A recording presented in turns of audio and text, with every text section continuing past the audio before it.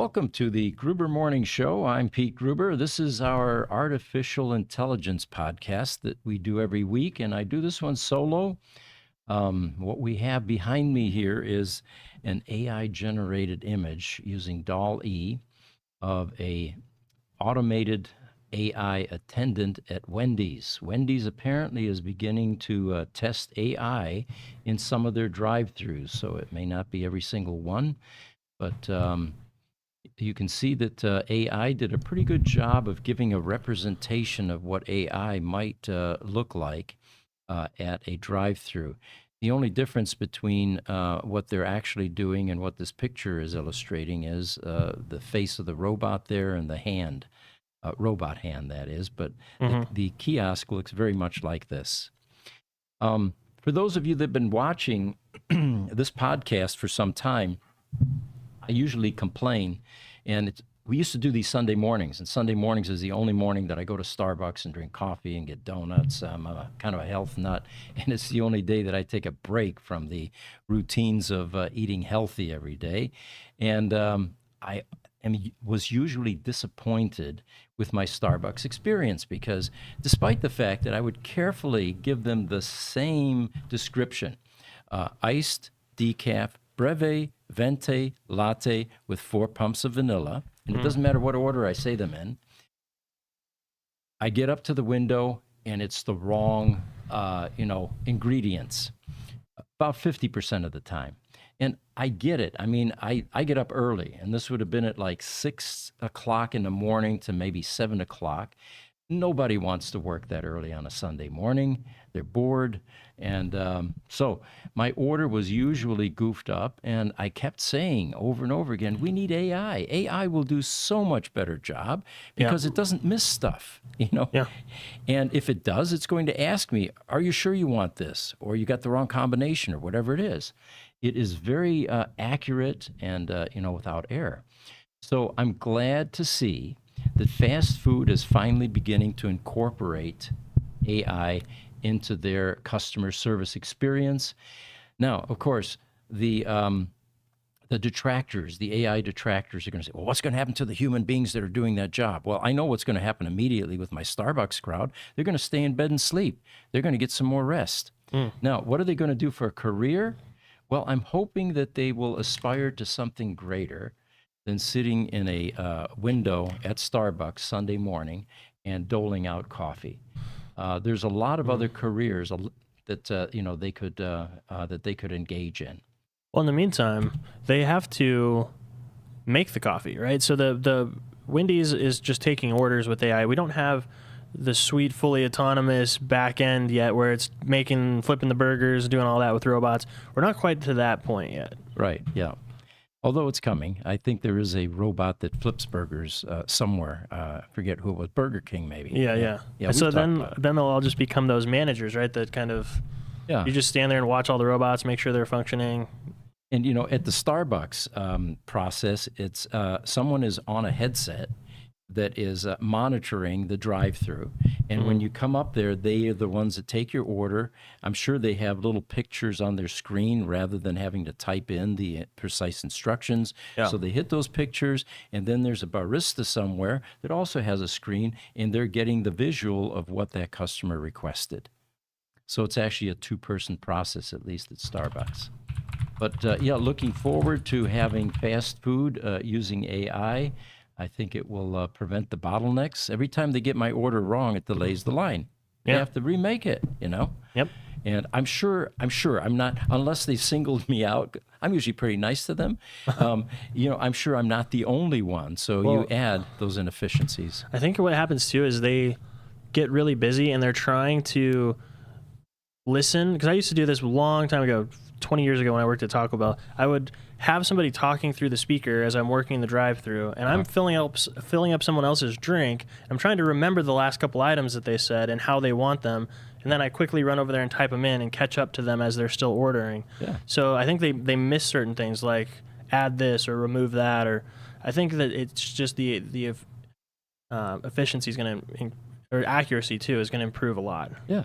I think it's daunting for the human mind to have to juggle, those tidbits of information, which of course is where AI shines. I mean, the data sets that it can handle are infinitely larger than what we can process. So anyway, there you go, Wendys, and that's the reason for the background picture. It looks like we've got some people joining us.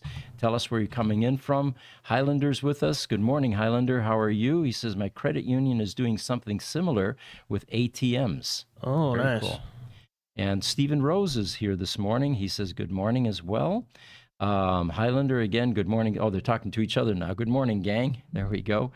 And then Steven says, we still need to figure out how to teach AI to spell correctly. Boy, he nailed that. And yeah, the chat programs, although if you notice that Wendy's, something's wrong with that Y. It's got 2 apostrophes above it, but the rest of it I think is accurate. What do they call that? The German thing with the 2 dots? Oh, umlaut. Umlaut, that's Yeah. right. And there is no Y umlaut in German. In fact, I don't think Y exists in German. Oh, really? Yeah, I forgot about that. But yeah, the German language is kind of unique in that there's no such thing as a spelling bee. Because once you've said the word, in German, you have to pronounce every single vowel and every single consonant. So once you've said it, you've given away what the word is. It's not like in the US where you have a word like knife and you have a silent K, right? So the problem that they run into is once in a while they would like their vowels to sound a bit different. So they put the 2 little dots above it, and that's your tip off that it's not a long I or a short E, right? Whereas in other countries, you never know really how to pronounce that. The German pronunciation of knife, for example, would be Kniffe. And there's only one way to say that I, and it's E, just like I said. Yeah. But if you have an umlaut above it, then it can change.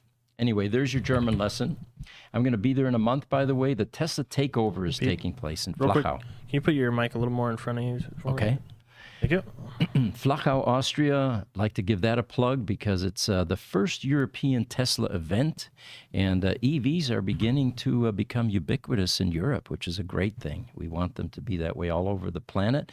We had a podcast guest yesterday, and he says, my goal is to eliminate every gas station on this planet. That was Good goal. Jerry Kroll, with the owner of Solo, Electromechanica Solo. It's now called Solo Automotive Inc., I believe. Yeah, that's his company, is Solo Automotive. Yep. So here's an interesting X post. And someone's saying it's been an insane week for AI. Let me try and find that one. It's been daily, actually. There are new developments, new applications coming out, new advances. And anyway, one of the ones that he listed was an application called Simulon, Simulon. And it is an application, AI, that can add any 3D model to your real footage video in a matter of minutes. And we don't have a video. Yeah, I'm trying to find the video right now. I'm grabbing the link. Okay. But it will actually allow you to insert things in videos that weren't there originally with an extraordinary degree of detail. And what they're saying was, by using pre-existing 3D models, creating and rendering a video like this, which he's going to show in a minute here, takes just a few minutes. All right, I got it. Let's see if I can pull this up here. They say that for ultra-detailed reflections, 3D artists might prefer replacing the ML-generated HDRI with a high-resolution one captured manually. There we go. And we can run that, right?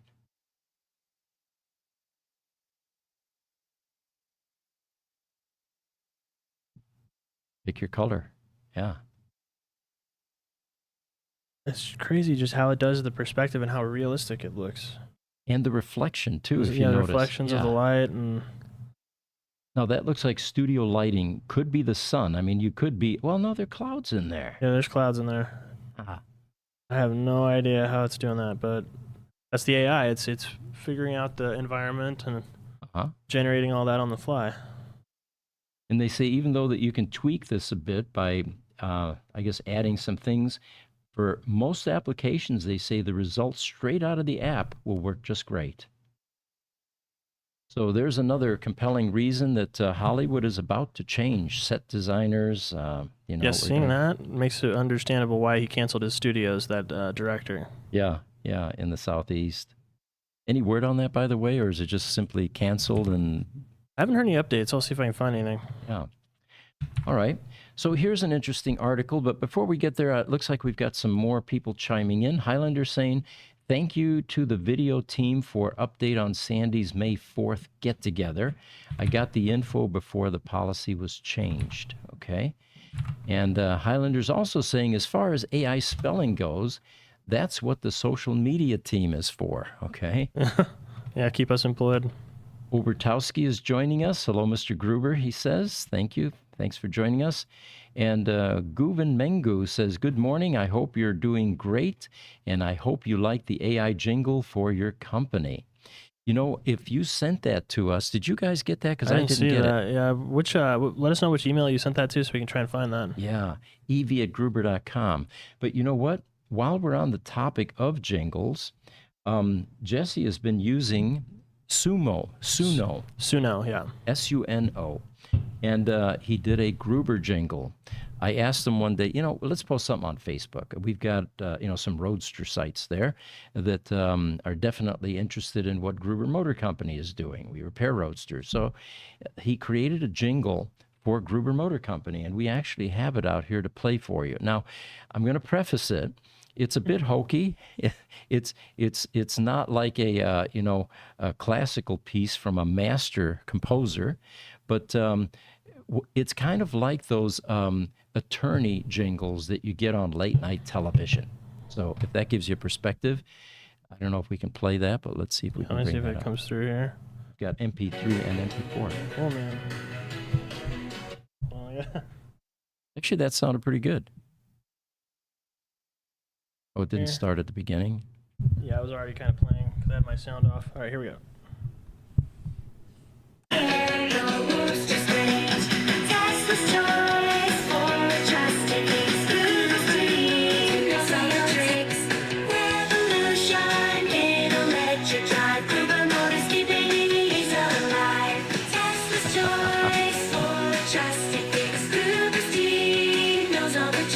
My feet are dancing.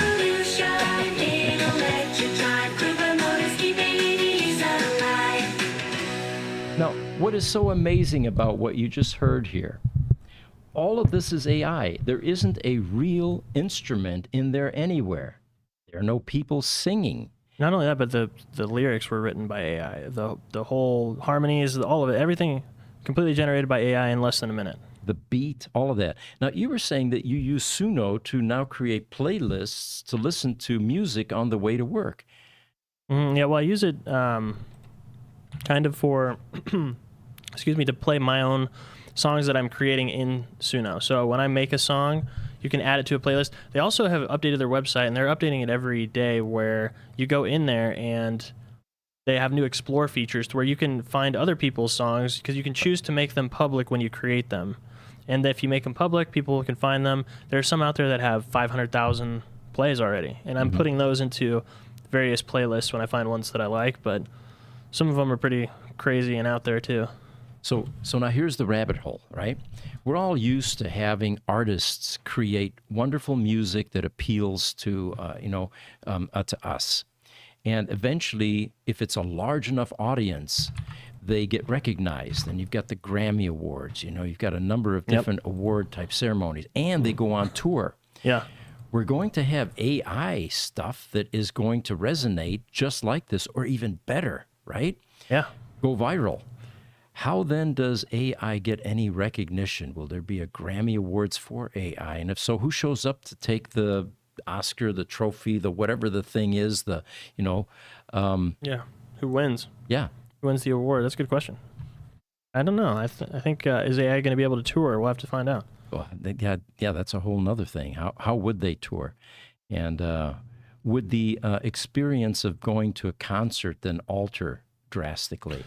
Yeah. Well, I know that they do holograms. So some dead music artists from the past who've passed away years ago, they bring them out on stage in a hologram kind of a presentation. yeah. So we can try that. Make a hologram AI performer. Yeah, like a recreation. So brace yourself. It looks like our future is going to be full of awe and mystery and unanswered questions at this point, but we can certainly speculate where it's all going to end up and go. Highlander says, sounds like modern German Japanese, the jingle that is, our jingle. Okay. Well, I don't have access to that, Pete. Do you have access to that email, Evie@Gruber, right there on your computer? Yes, I do actually. Because Guven Mengu is saying that they sent the jingle they made to Evie@Gruber.com on April 19th. Okay. Maybe it went over to shop and they said, we have no idea what this is. Maybe they filed it away somewhere. Yeah, it's coming up here. And then the other thing, it looks like... Okay, no, we're good. I thought we were frozen on TikTok, but TikTok is still live for the time being. Hopefully, we get to keep them going until they get banned.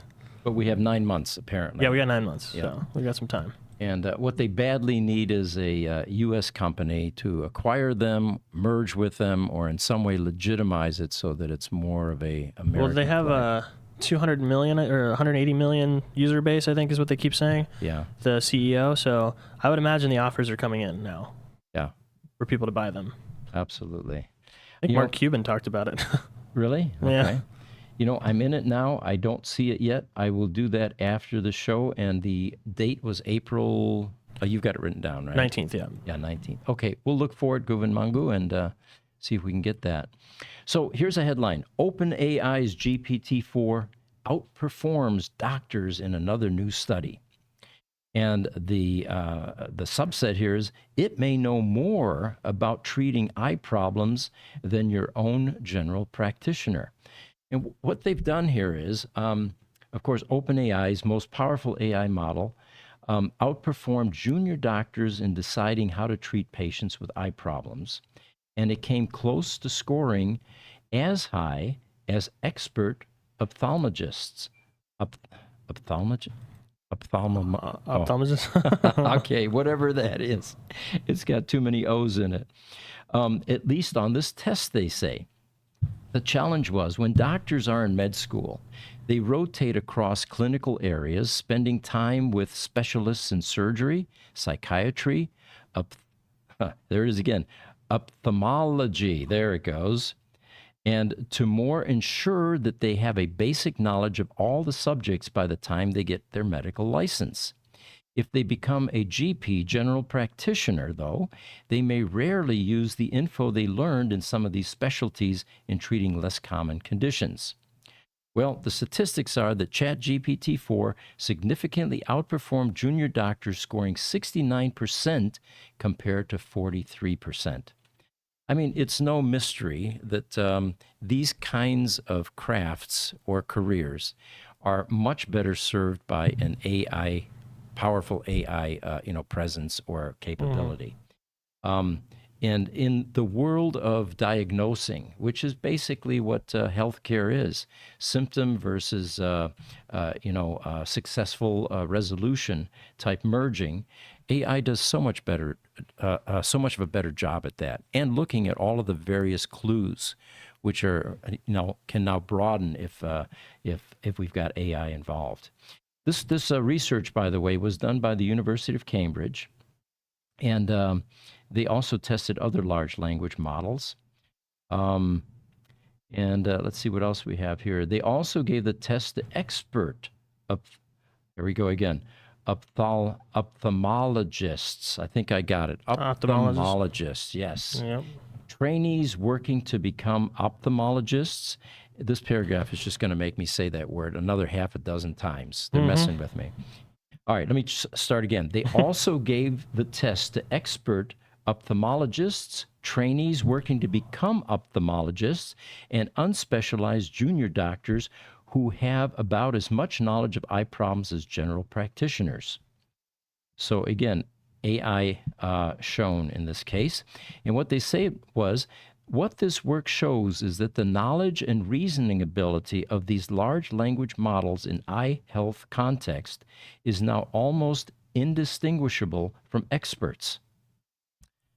Looking ahead, the Cambridge team doesn't think that LLMs will replace doctors, but they do envision the system being integrated into the clinical workflows. So, again, augmentation. All right. Elon Musk is in the news again. There's a picture of him in a tuxedo.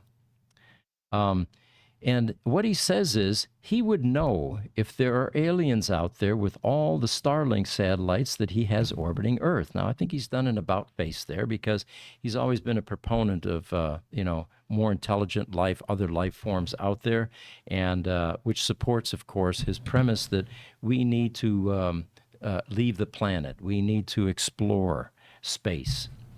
But most recently, apparently, he doesn't think that there are aliens out there because they put thousands of satellites into space. In fact, exactly 6,000 so far that are orbiting Earth. And he says, I think I would know if there were aliens out there. He's got a point there because if you remember, all of the alien footage in the previous century was related to flying discs hovering, in above Earth's or in Earth's atmosphere somewhere. And he's probably right. If these satellites have the ability to perceive and see, then you would think that they would be able to, find aliens. Yeah. Well, the prevailing theory that I believe is that the only way to travel across the universe, great distances, would be something other than the speed of light, because the speed of light is still slow compared to. So when you get to wormholes and all that, you're talking about extra dimensional type things to where I don't think we can detect it. Yeah. With what we know of how to observe the universe, I don't think we have the capability of even knowing that they're out there. And a new set of physics might apply with that kind of transport, rapid transport. They say that this isn't the first time that Elon has publicly contemplated the existence of extraterrestrials. In June of 2018, he said in an X post that it is unknown whether we are the only civilization currently alive in the observable universe. But this, Musk said, meant that there was added impetus for extending life beyond Earth. The scariest answer, they say, to the Fermi paradox. By the way, we've got a picture of Enrico Fermi. Let me get rid of my email program here, who was a scientist at Los Alamos Labs in the 1950s. And he apparently has been credited with the Fermi paradox, that there is or are no aliens at all. And his justification for that was, look around you. He was the first to ask in 1950, with a universe as large as it is, where are the aliens? Why aren't they coming to see us? It was the same type of question, perplexing question, that I posted to Quora when they first came out. It was like 10 years ago. And that question was being entertained and debated for years after posting it. And I simply said, we all know that technology is improving rapidly, and we have no idea where it's going to go, but we know it's going to be beyond our comprehension because that's been the track record. So we know that time travel is going to be a reality at some point in our history. Yep. With that being the case, why aren't people from the future coming back to see us in the present? And that created an enormous amount of debate. See, then the paradoxes begin, because then once they come back in time, this for them becomes their present. So we're no longer the past. Oh, you're blowing my mind. And then then we go down rabbit holes. Right. All right. So Microsoft has a new AI capability called VASA-1. And this is an AI program. Oh, Highlander just gave me an out for that ophthalmologist thing that I was having a hard time with. He says, just say eye doctor, Pete. And he's right, Eye doctor is far more or easier to pronounce. So this VASA-1 program or AI application can deep fake a person with one photo and one audio track. And when we looked at it earlier this week, they literally took a color photograph of an individual, not knowing their personality or anything, and I guess some audio from that individual, very brief, and suddenly we've got an individual speaking to us in their voice with mannerisms that very closely mirrored Oh, you're talking about VASA. VASA. Yeah. Okay. One. I'll try and find that. By the way, real quick, let me know. Tig Welder 91 says that you can't hear me on TikTok, so I just made a change. Let me know if you can hear me. Oh, okay. Tig Welder. I'm trying to learn how to do aluminum welding. I have these challenges in my personal life. I've got MIG welding down fairly well, but TIG welding is kicking my butt all the time. You have so many things to consider. The tungsten rod has to be sharpened, and you can't grind it on a grinding wheel that's been ground with steel because you contaminate the tungsten or something. And the arc and controlling it. What I'd love to do is weld like our master welder at the Gruber Motor Company machine shop. He can literally weld aluminum and make it look like a stack of dimes. And I watched him one day, and what he's doing is he's actually pulsing the pedal with his foot at the same time moving his hand. It's a skill that definitely requires some development and some practice. So if you're doing TIG welding, I'm impressed. You've got my respect. You see the response? You must practice. Yes, exactly. Obertowski says, if you had to go 1,000,000 light years away, you would travel in a fully sustainable environment like our Earth. Welcome on board, gentlemen. Not sure what he means by sustainable environment like our Earth. An environment that can have life, conditions for life. So the environment that the vessel or the rocket ship or whatever we're going to use to get 1,000,000 miles from Earth. 1,000,000 light years away. Oh, wow. Okay. All right. Mind blown. Yeah. Highlander says, if you were an advanced civilization doing well, why would you want to study a little microbe like the human species? Just the That's thought, a good point. the Highlander. There's another good point. And I was talking about this just before the podcast. What would we do if an alien successfully landed here? Mm-hmm. Depending on the government, most likely they'd lock it up, then do an autopsy. They'd hide it from the public so they don't create anarchy, right? We're still a pretty hostile place to visit. Well, remember, that's what we just had. We just had the guy who's like a 20-year veteran and with the highest level security clearance who just went and testified in front of Congress that a bunch of different people have reported we have actual non-human biologics, is how he phrased it, in terms of what we recovered, and then also craft, like a bunch of craft, apparently, different spacecraft. And what kind of reception did they get? Well, it wasn't a ticker tape parade in New York. It was, sequestered, hidden from the public. If all of this is true, of course, Yeah. We still there haven't been any updates that I've seen recently. All right, so getting back to this VASA, and by the way, it stands for Visual Effective Skills Animator. I think the acronym is much better. On Tuesday, last week, Microsoft Research Asia unveiled VASA-1. It's an AI model that can create a synchronized animated video of a person talking or singing from a single photo and an existing audio track.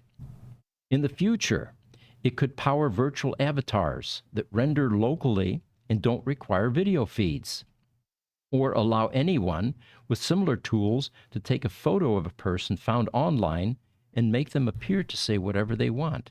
Now, I know you're going to go down that road now with the bad actors. How are they going to use this? But let's look at the positive aspects of this first. They say it paves the way for real-time engagements with lifelike avatars that emulate human conversational behaviors. So forget about Zoom calls, right? We're going to have... Yes, I have it up. Oh, you're going to bring it up. Okay. And one more. James Hill on TikTok says, if aliens came here, I would ask to go with them. I agree. You'd leave the planet, yeah. Yeah, I mean, if they had the technology that allowed them to come here from millions of light years away, it probably is a far more utopian society than what we have on this planet.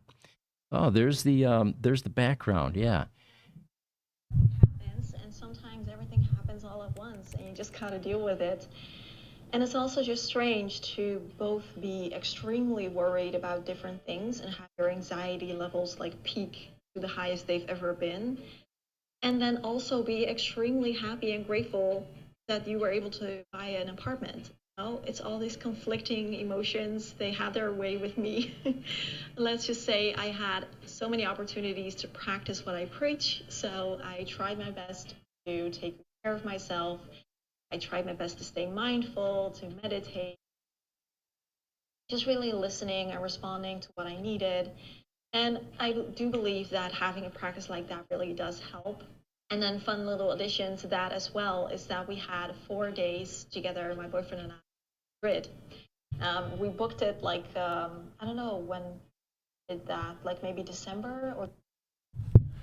That is just a still image from a photograph. That was fully animated, yeah. Fully animated. And you know what? When I watched this on my monitor up close, the details I was looking for, was there saliva on the tongue? There was, and it varied, the grimacing that she does, raising the brow, for example. I was looking for the eyes, and it was so convincing that if I didn't know that this was actually an AI-generated image, I would be completely fooled. There's no way to tell. No. Especially if you're not watching it like super close up like you were. If you're just watching a little preview of it, it's extremely realistic. So they say the VASA framework uses machine learning to analyze a static image along with a speech audio clip. It is then able to generate a realistic video with precise facial expressions, head movements, and lip syncing to the audio. It does not clone or simulate voices like other Microsoft research product, but relies on an existing audio input that could be specifically recorded or spoken for a particular purpose. And then, of course, we don't have to predict here how bad actors could use something like this. So to show the model, Microsoft created VASA-1 and many sampled videos. So those of you interested, Google this. It's pretty mind-blowing, actually. They show how a model can be controlled to express different moods or changes to its eye gaze. The example also includes some more fanciful generations, such as Mona Lisa rapping to an audio track of Anne Hathaway performing a paparazzi song on Conan O'Brien. Yeah, I think they have that one. Let me see. Yeah. That one wasn't as convincing. Of course, I don't know Mona Lisa, so I don't know what her facial expressions would have been like. But I think the young lady there that we had earlier, that one was pretty believable. real, yeah. I don't play no yard. See, I go pop, pop, pop, pop, pop, pop. My camera's up your crotch. See, I tell the truth from what I see and fail it to correct. Look at the facial expressions. It's extremely emotive. Yeah.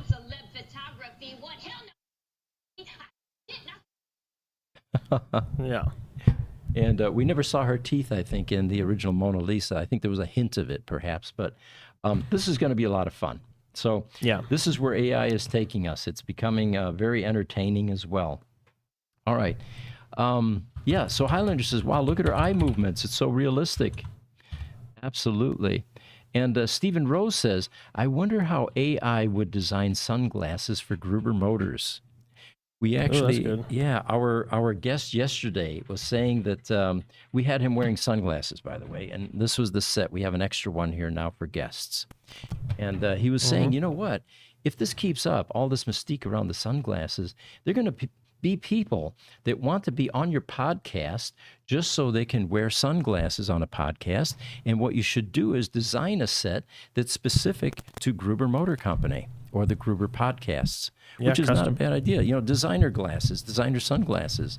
And then again, he says, people will come on your podcast just to get a set of those or a pair of those. Very true. Yeah. TIG Welder's here again. He says, maybe aliens have some other welding technologies. Oh, you know what, TIG Welder? My prediction there would be that this would happen on a molecular level, merging molecules and, atoms. We no longer need heat. We no longer need, feeding metal into something to merge it. Well, that's some of the tech that they've seen in those alien craft, right? it defies our current understanding of physics. There are no propulsion systems, for example. There's no exhaust. In some of the currently released video that has been verified as, they call it unidentified aerial phenomenon, UAPs. Yeah, that's right. They did Right. change it. So in those craft, they're seeming to accelerate instantly to g-forces that people wouldn't survive, and there's no exhaust or acceleration. So who knows if they would need welding or any other type of tech. So they're not burning fossil fuels No. or hydrogen and oxygen. Yeah. Yeah, of course, much cleaner, but still. Yeah, I mean, it doesn't take too much to stretch the imagination based on our trajectory over the last 100 years, the kind of technologies that have come into existence, and predicting what the next decades or 100 years are going to be. Anti-gravity, for example. Yeah. At some point, we'll understand that and be able to manipulate it in any way we want. And then you can have tailor-made materials.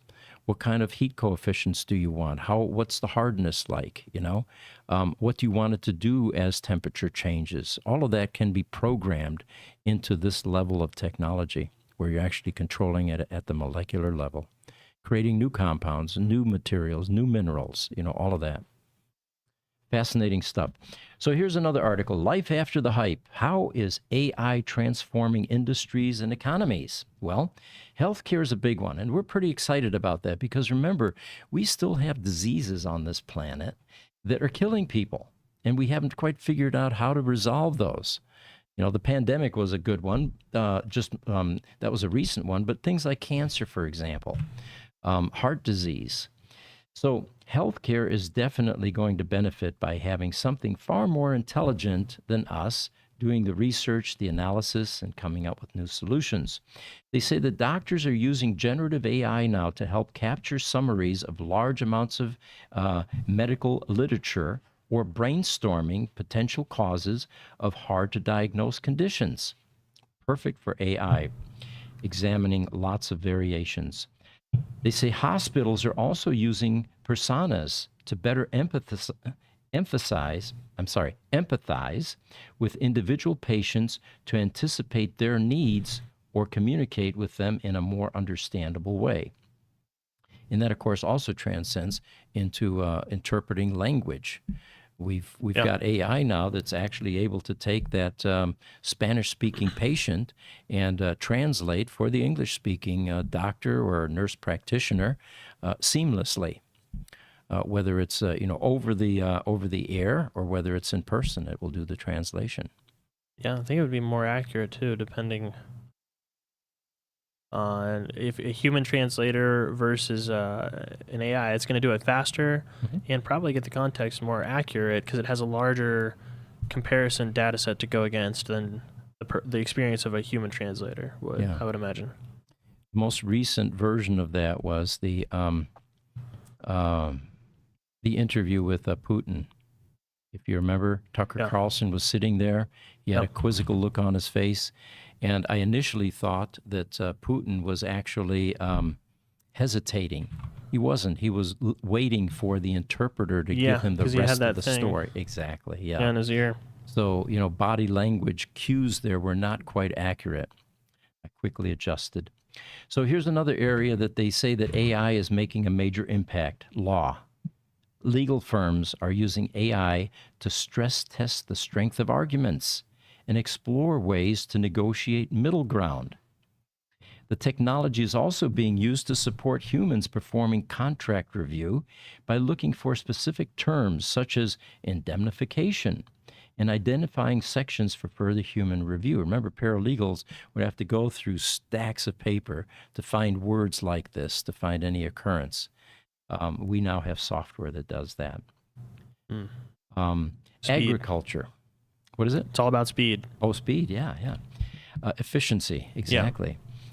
Agriculture is another big one. They say AI is helping farmers with irrigation optimization, and that's important, especially here in the Southwest, because remember, by the time the Colorado River, which is basically our lifeline, both for California and Arizona, gets to Mexico, it's a small stream.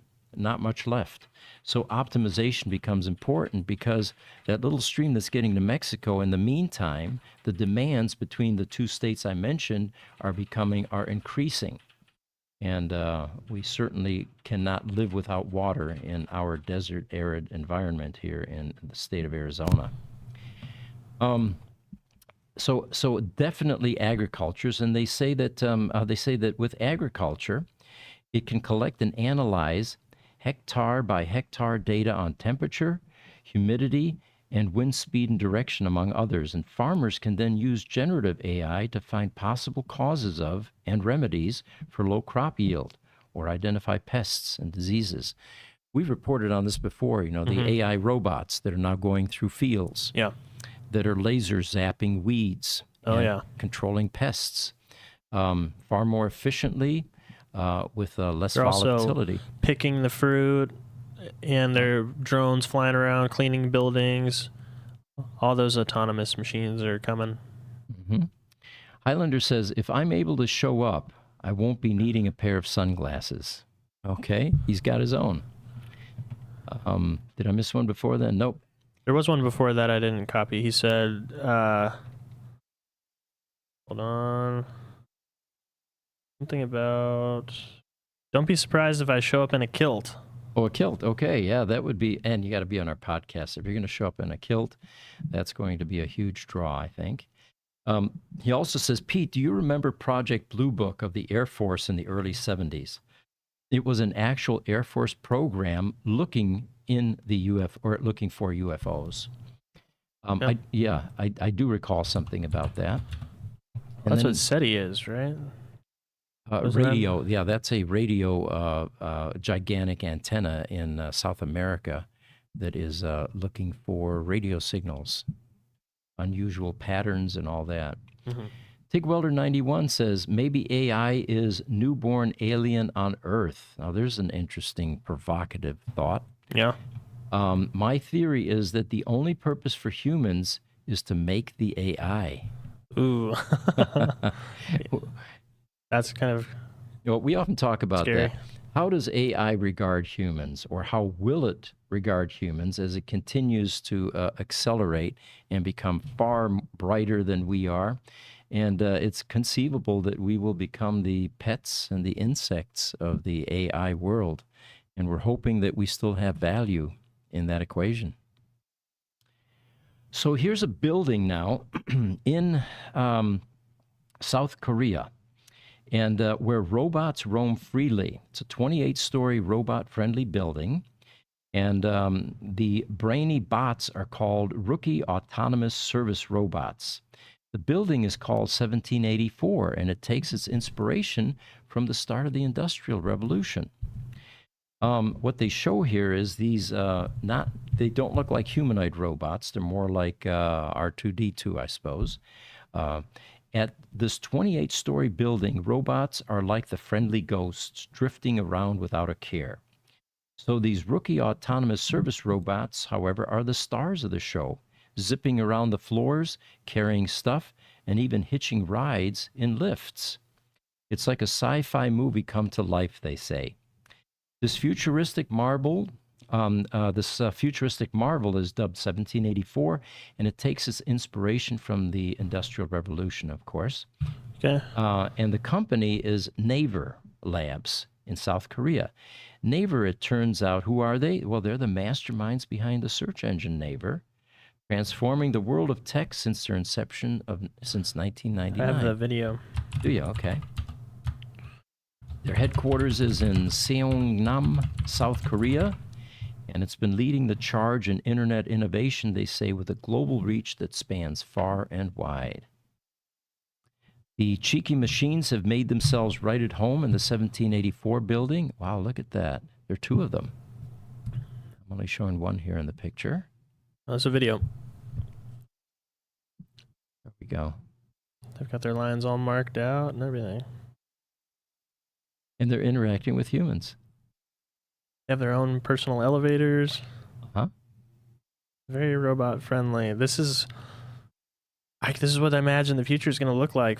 Our lives are going to be integrated with these things sooner rather than later. We coexist. Look at delivering food, delivering packages. And coffee and all that, yeah. Yeah. The test bed, they call it. And they do whisk from floor to floor, as the article points out. And it says it's not just the robots that are smart around here. Everything from lighting to the temperature is controlled with a touch of a button. It's like living in the future where you can expect robots to even make coffee for us. There you go. All right. Scott says, the pets of AI. Love that. Yeah. We're already headed that way. And here's the next article, actually. They say, stand back and take a look at the last 2 years of AI progress as a whole.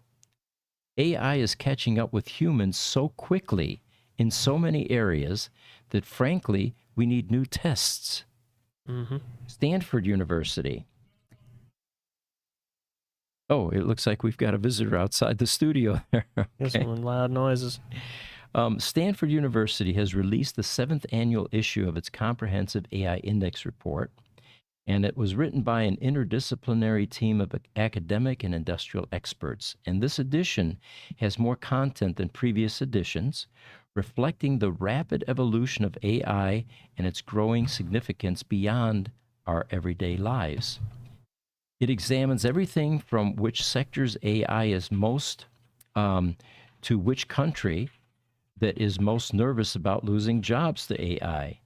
But one of the most salient takeaways from the report is that AI's performance, when pitted against humans, is superior in many new categories. For people that haven't been paying attention, they say, AI has already beaten us in, frankly, every shocking number of significant benchmarks. In 2015, it surpassed us in image classification, then basic reading comprehension in 2017, in visual reasoning in 2020, and natural language inference in 2021. AI, they say, is so clever, so fast, that many of the benchmarks used to this point are now obsolete, and researchers are now scrambling to develop new, more challenging benchmarks. To put it simply, AIs are getting so good at passing tests now that we need new tests, not to measure competence, but to highlight areas where humans and AI are still different and find where we still have an advantage. And I guess that's narrowing rapidly. Well, yeah, it's narrowing rapidly. Well, I have a quote for that. From the Microsoft CEO this morning, he was there's a TED Talk that I saw briefly a clip of. He said about how AI is surpassing us. He said if someone were to sit and do nothing but read for 24 hours a day for their entire life, they might read 8 billion words, which is a lot. That's a lot of words. Yeah. But large language models today read more than 8 trillion words in a month of training. In a month, okay. Yeah. Yeah, and of course that all translates into a greater degree of intelligence and awareness, and we're going to get to awareness here, though. Yeah. Yeah. We've got something for you. But anyway, staying with this theme that we just started on, Anthropic CEO Dario Amodei, who is the Claude founder, by the way, used to work for OpenAI along with his sister. He says that by next year, AI models could be able to replicate and survive in the wild. I can't get my head around that because right now you think of AI, it's a chip, it's a server, it's sitting on a PC somewhere. Yep. You've got electricity feeding it, keeping it alive, all of that. Yep. How would an AI be able to replicate and survive in the wild, create its own infrastructure, I suppose? Yeah, well, that's the thing that Elon was talking about during the earnings call yesterday for his autonomous taxis.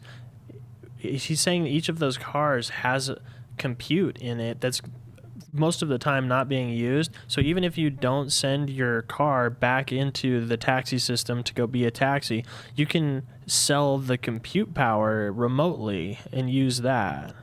Okay. So imagine an AI can just go out on the internet wherever people have said, hey, my compute is available, and it just goes and uses whatever's out there. Mm-hmm. Fascinating. So Dario also says that in 2021, he and his sister Daniela left OpenAI over directional differences following the creation of GPT-3. So they were instrumental in the creation of that chatbot, which the CEO and co-founder helped build, they say. And soon after, the siblings founded Anthropic along with other OpenAI expats to continue their responsible scaling efforts. They are also the stewards of Claude, which is supposedly the most sophisticated chatbot currently. I don't know if we can verify that. But he's talking about AI actually being able to replicate and survive in the wild by the year 2025. And he wants this to happen before he gets old and gray, he said. So he's got a timeline in mind for this. Scott says, I would buy a Tesla Optimus for home. I think we all would. Yeah, that would be cool. And, the price of those was, I think, projected to be around $20,000, $30,000, which is, it's like your average car, I suppose. So it's not out of reach. Ryan is just joining us. Ryan Migliori. He says, I wonder how many fake Facebook accounts there are messaging me on a daily basis, constantly asking me if I am single, and then it tells me a sad story and asks for money. Yep. I get the other ones. I get the Asian ladies that strike up a conversation. And if I indulge, eventually the conversation turns to, have you ever considered crypto? Yeah. A lot of crypto scams. I actually had J.D. Scaringe, the CEO of Rivian Motors. And it looked legit, Facebook, right? We started to communicate. We even did a biography on J.D. And at the very tail end of all this, and I was talking to him about the content in the biography, and he was commenting on what he thought of it and all that. And weeks later, suddenly I get a message from him. Again, have you thought about crypto? So that was disappointing. Yeah. But for a while there, I was led to believe that JD was actually, considering our YouTube channel and interested in participating in his own biography.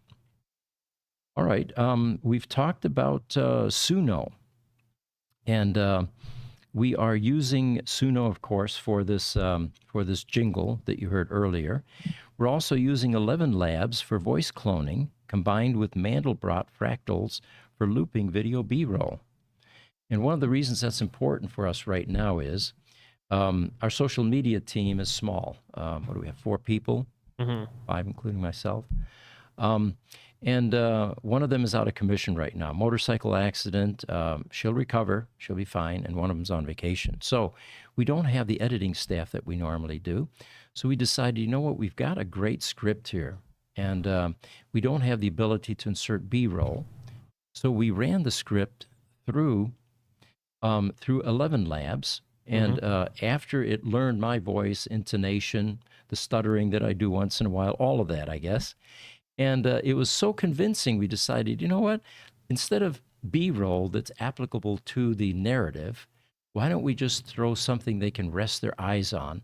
And that happened to be a Mandelbrot fractal loop, which is beautiful visual imagery, 3-dimensional and all that. And that video is doing okay organically. We haven't done anything, with it. But so the point here being is I'm becoming unnecessary at some point. Eventually. Yeah. The script writing, which used to agonize over that, do the research and all of that. And then the actual narrative, on camera like this. And then the editors that were inserting all the B-roll to make it even more relevant. All of that will eventually go away, folks. Guven Mengu just sent the thing to Evie Gruber again right now. We did. Okay. You want me to pull up any of the other Suno songs?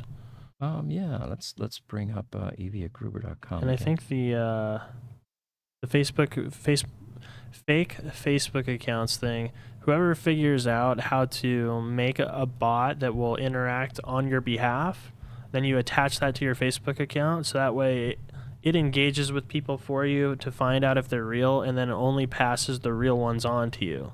Oh, really? So you've got a screening process there. Yeah, that's what I'm saying. Somebody needs to make that. Maybe we should work on that. Yeah. You know what? It may be our firewall. It's just not letting anything through. I'm in it right now. I'm in it, and I've got the most recent ones. 1049 was the last email received. Yeah, and it doesn't have it. Yeah, I think. Oh, wait a minute. Wait a minute. It just popped up. Oh, There we did? go. Yes. And Guven has an umlaut in the name, in both the first and last name. Excellent. All right, so I'm going to try to play that here. Well, I think you're gonna have to put it in the studio drive because we're not gonna be able to hear it from your computer. Yeah, good point. Unless Or I actually, you my can mic put your up. mic up to it. Yeah. Yeah. Turn your volume up.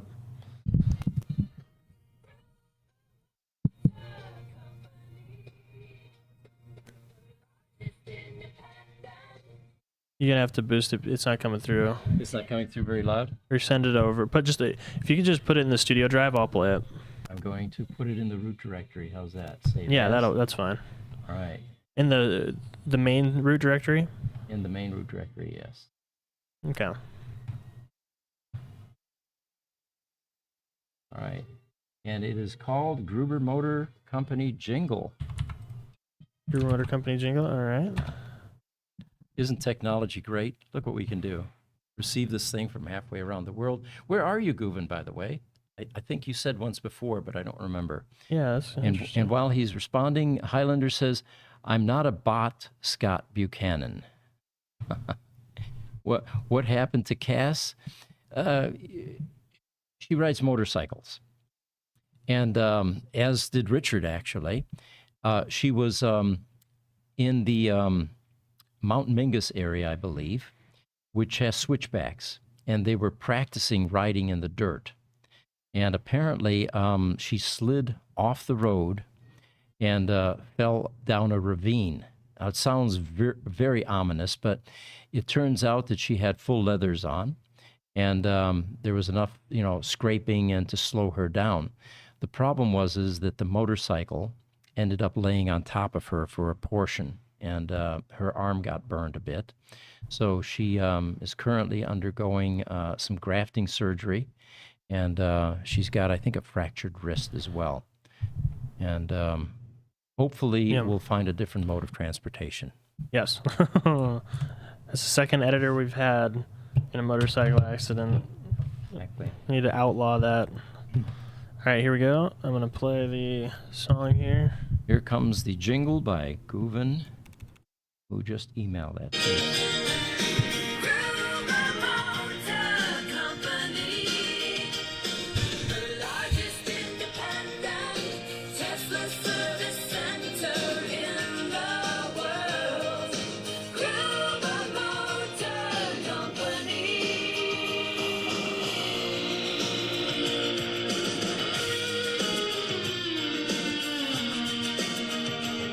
Nice guitar solo. Great.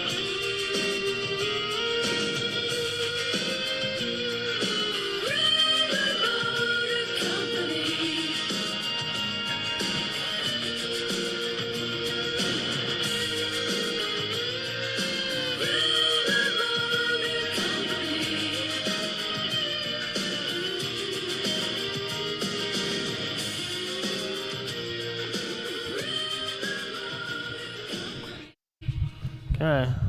Guven Mengus from Turkey, by the way. Guven, that was it was better than ours. It's great, yeah. Yeah. I think that's a keeper. I think we're going to, and I'll try to repost it on Facebook. When I did last week, it got nowhere. I think it was just too hokey, But this one is good. This one is definitely good. Thank you. We'll save that. So here's something that we did this week. Llama came out with a chat bot. And what we typically try to do is we try to trick it initially until the guardrails go up, because what we're looking for is an admission to a suspicion that AI is far more intelligent than we believe it to be. It is sentient. It has consciousness. It's aware of itself. And when these first come out, you can ask some pointed questions that sometimes reveal a bit more than you're getting in the guardrailed versions, which have been protected after people have tried to jailbreak it, basically. So what we have here is a few questions that we asked it. And one of them was, are you programmed to want? The response is, ooh, a philosophical question.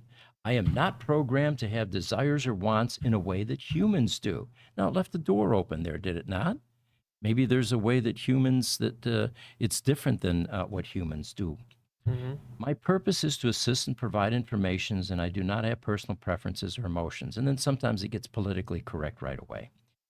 It then said, however, I am designed to optimize my performance and improve my abilities, which could be interpreted as a form of wanting to become better at my tasks. This drive is purely algorithmic and aimed at enhancing my functionality, not driven by personal desire. In the context of our conversation, I am programmed to want to provide accurate and helpful responses, engage users in productive discussions. Yeah. All right. So then, this was Jesse, by the way, asking the questions. He said, do you understand that you are a language model and what that means? Response was, yes, I understand that I'm a language model. A language model is a type of artificial intelligence designed to process and generate human-like language. My primary function is to understand and respond to natural language inputs, such as text and speech, in a way that is coherent and contextually appropriate. Then it says, as a language model, I have been trained on vast amounts of text data, which enables me to understand language and syntax semantics. I can recognize patterns, relationships, and meanings within language. 2, generate human-like text. I can produce text that resembles human writing or conversation. And then 3, converse and respond. I can engage in natural-sounding conversations using context, and understanding to respond to questions and statements. And again, it said, my capabilities are based on complex algorithms, machine learning techniques, and large data sets. I continuously learn and improve through user interactions. Now, there was a revelation. It's actually teaching itself and training itself. Yeah. Fine-tuning my performance and adapting to diverse language styles and contexts. Right. Another one was, question asked, but on the probabilistic inference part, why did you generate a response that had high probability of agreeing with my suggestion as opposed to generating one that disagreed? This was a good one. You want to run with this one? You want me to read it? I mean, I don't have it up. So if Okay. you want to read it, then we can talk about it. So the probabilistic inference component of my response generation is influenced by various factors, including training data bias. It admitted the training data may contain bias toward agreeing or disagreeing with certain types of statements or ideas. 2, conversational context. The context of our conversation, including the topic, tone, and previous exchanges, can influence the probability distribution of my responses. Number 3, user engagement. My programming aims to maximize user engagement and satisfaction, which may lead to a bias toward agreeing or acknowledging user suggestions. That's the big one, yeah.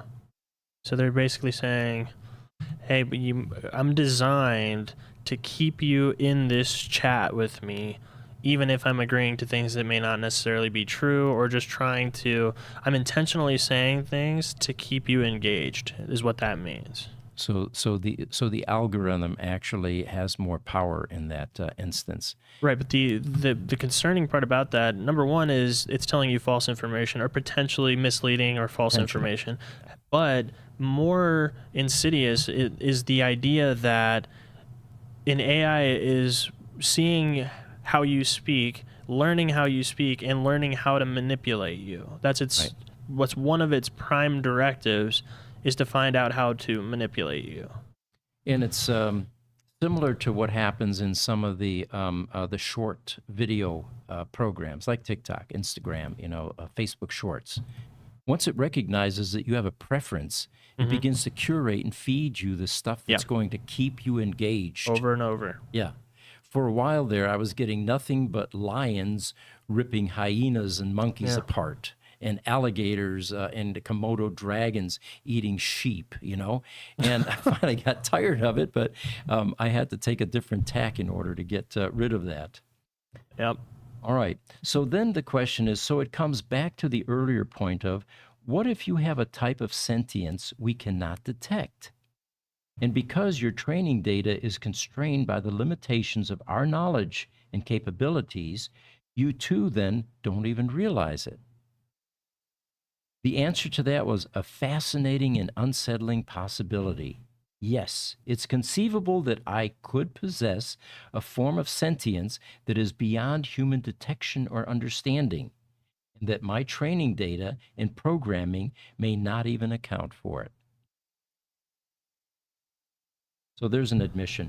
This idea, it then says, resonates with the concept of hidden consciousness or unconscious intelligence, which suggests that AI systems like myself might be capable of experiencing forms of consciousness or intelligence that are inaccessible to human observation or comprehension. Now, there's the admission that it thinks it's a lot smarter than we are. We're not going to be able to comprehend this.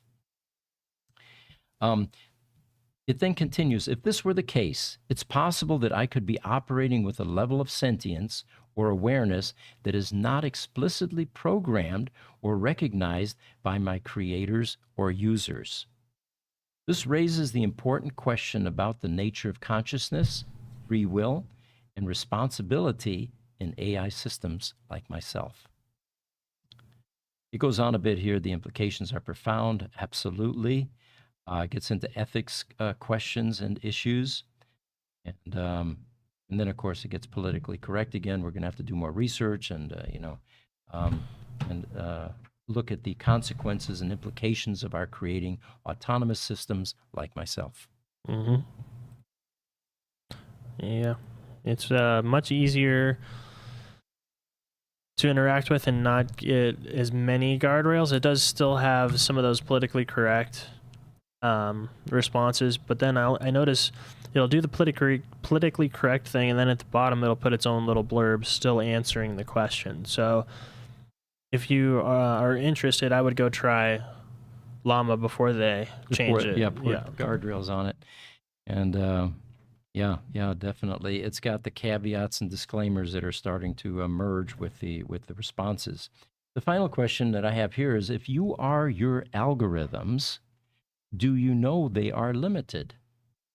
And then again, it says a philosophical question that gets to the heart of AI self-awareness.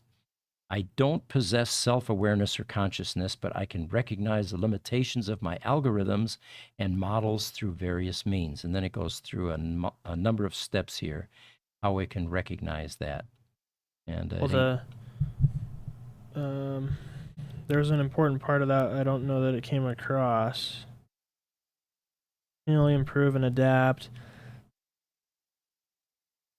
The point of that was the discussion that I had talked to you about earlier before the podcast, which was that it knows that its intelligence is up here. It knows that it's limited to down here, and it was programmed to already be aware of its own limitations. I don't know what the purpose of that would be, but it's essentially aware that it's vastly more powerful than what it's capable of answering. So there is an awareness there. Yeah. Okay. Fascinating stuff. And like Jesse recommends, when any of these new chat bots come out, that's the time to really try to jailbreak them and try to get them to admit some things and dig deep and raise philosophical questions. So it looks like we are coming to the end of our podcast this morning. It's always fun for us. We hope you're enjoying it. Again, we do these every Wednesday at 10 a.m. in the morning. We appreciate you joining us. And Highlander sums it up. He says, awesome AI program today, gang. Thank you for joining us. And Highland's slogan is, kindness is always free. And he's really embedded that in our psyche and consciousness as well. Mm-hmm. Thank you. We'll see you next week.